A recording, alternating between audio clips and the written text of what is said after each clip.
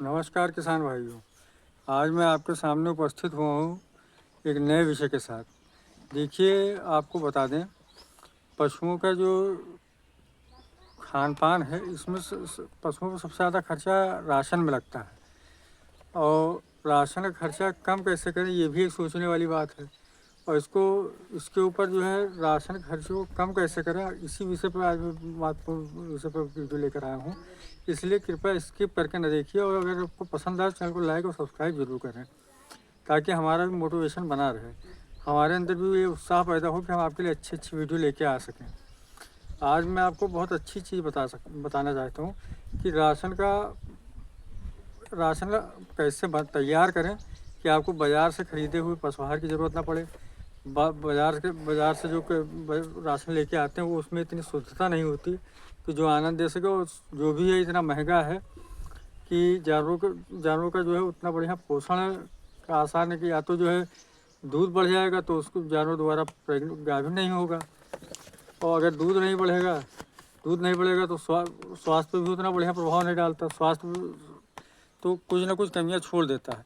अगर हम राशन अपने आप बनाएं तो उसका आनंद कुछ और है, कुछ खर्चा भी कम होगा और शुद्ध चीज़ें भी प्राप्त होंगी जानवरों को। जानवर स्वस्थ रहेंगे, दूध का उत्पादन भी बढ़ेगा और कोई भी शिकायत आपको नहीं आएगी। आप 6 महीना मेरे बताए हुए तरीके से आप राशन बनाकर इस्तेमाल करें, और उसके बाद आप देखिए कि आपका बचत भी होगी और जानवर भी स्वस्थ रहेंगे, दूध का उत्पादन भी ज़्यादा होगा।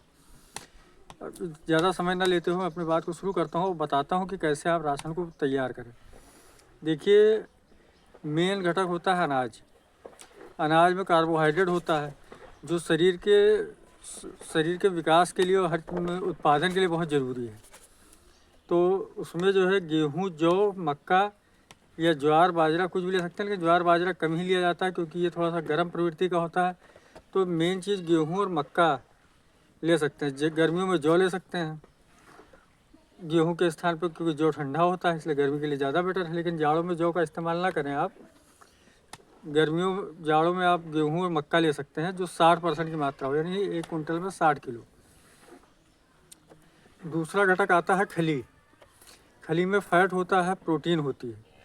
तो फैट की परसेंटेज खली की मतलब जो है हिस्सेदारी कम से कम 20 से 22%, 25% हो सकती है। तो खलियों में जैसे आता है सरसों का, सोयाबीन का, बिनौला का, तिल का या मूंगफली का। अच्छा, ये मैं नहीं कहता कि आपके क्षेत्र में अगर आप जो है बिनौला नहीं हो रहा तो आप बिनौला खिलाइए। अरे वो इतना महंगा पड़ेगा कि आप परेशान हो जाएंगे। आपके शहर में, क्योंकि मैं पूर्वी उत्तर प्रदेश का निवासी हूँ, इसलिए हमारे यहाँ खली सरसों की उपलब्ध है।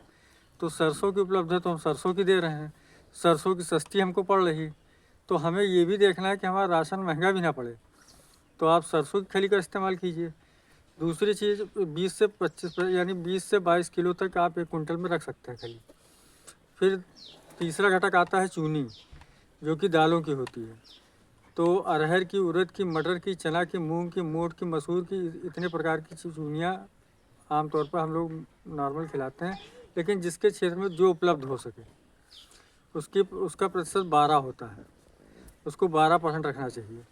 तो हमें तो ज़्यादातर प्रकार की मिल जाती है, खाली मूंग मोठ और जो है मूंग मोठ नहीं मिल पाती, बाकी मिल जाती है। तो 12%, यानी 1 कुंटल में 12 किलो ये होना चाहिए चूनी। और चोकर जो गेहूं का होता है, उसका मात्रा मात्र 5% होनी चाहिए, क्योंकि चोकर में फाइबर होता है जो पाचन क्रिया को बहुत दुरुस्त रखता है। उसके बाद आपका आता है 5वां हिस्सा नमक का, जो कि पूरे कुंटल दाने में 1 किलो होना चाहिए, क्योंकि ये भी पाचन क्रिया बढ़ाता है। तीसरा जो आपको महत्वपूर्ण बिंदु, जो हम पिछले वीडियो में बता चुके हैं, मिनरल मिक्सचर, जिसकी उपयोगिता भी आपको समझा चुके हैं। मिनरल मिक्सचर ये भी 1 कुंटल में 1 किलो होना चाहिए। और उसके बाद फिर 7वां घटक आता है खड़िया मिट्टी। खड़िया मिट्टी जो आती है, 1 किलो उसको ले लें, क्योंकि खड़िया मिट्टी आपको बहुत बढ़िया चीज़ बताता हूँ। खड़िया मिट्टी कैल्शियम का घटक होती है, और जब उत्पादन बढ़ता है जानवर को तो कैल्शियम की आवश्यकता ज़्यादा पड़ती है। खड़िया मिट्टी से पेट भी जानवर का सही रहेगा और उसके बाद उत्पादन भी बढ़ेगा, और इतना महंगा महंगा कैल्शियम ला के आपको पिलाना नहीं पड़ेगा। इस प्रकार से 100 किलो का एक राशन का फार्मूला तैयार हो गया आपके लिए। और आप इसी को बस इसको देना कैसे है आपको, इसको आपको ये भी जानकारी नहीं होगी। ये भी मैं आपको इसीलिए मैंने कहा था कि अंत तक वीडियो ज़रूर देखिए, तभी आपको समझ में आएगा कि इसमें हम बताना क्या चाह रहे हैं। इसका देने का अगर उत्पादन तरीका भी आप देने का तरीका भी नहीं सही है, अगर आप देंगे तो उत्पादन तब भी बढ़िया नहीं मिलेगा।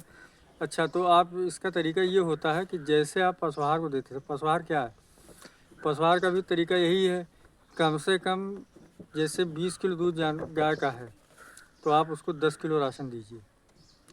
लेकिन 20 के ऊपर होगा तो आपको 20 किलो का राशन के ऊपर की ज़रूरत नहीं पड़ेगी कि 10 किलो आपको देना है। 25 किलो या 26 किलो दूध है तो आपको ऐसा नहीं कि आपको 13 किलो राशन देंगे, नहीं, राशन हदो हद 10 किलो दिया जाएगा। लेकिन उसकी उपयोगिता बढ़ा दी जाएगी। जैसे इसमें ये बहुत ऊंची चीज़ें हैं 20 लीटर वालों के लिए, 20 से ऊपर वालों के लिए, कि आप इसमें बाईपास फैट मिला दें, मिनरल मिक्सचर की मात्रा बढ़ा दें, उसके बाद उसमें कुछ जैसे जो है कुछ चीज़ें और मिला दें। इन चीज़ों का ध्यान रखना पड़ता है। अच्छा, दूसरी चीज़ एक बात और आपको बता दें, 8-10 किलो राशन देने का मतलब है आपको मीठा सोडा 100% देना है जानवरों को स्वस्थ रखने के लिए। अगर आप मीठा सोडा नहीं देंगे तो आपको उसका आनंद नहीं आएगा। भैंस की यही चीज़ भैंस के लिए है। भैंस के लिए वही चीज़ आपको कम से कम राशन बढ़ाना पड़ेगा थोड़ा सा। जैसे कि एक मतलब आधा, जैसे 10 किलो जो 10 किलो दूध है तो आप उसको कम से कम 6 किलो दें आप, क्योंकि शरीर को स्वस्थ रखने के लिए भी राशन की अलग उपयोगिता है। ये है सूखा दाने का फार्मूला। और आप अगर हमारे बताए विधि से खिलाएं, क्योंकि मैं ऐसा है कि 8 सालों से पशुपालन कर रहा हूँ और मैं उसका लाभ भी ले रहा हूँ।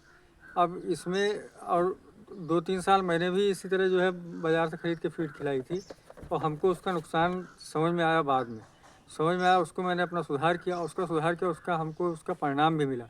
और मैं चाहता हूँ कि आपको भी अब आप उस गलतियों में ना पड़ें और आप अच्छे से पशुपालन करें और कम खर्चे में अधिक से अधिक मुनाफा ले पाएँ, दूध का उत्पादन अच्छा हो, जानवर स्वस्थ रहें। इसी के साथ ही मैं अपनी बात समाप्त करता हूँ। जय जवान जय किसान।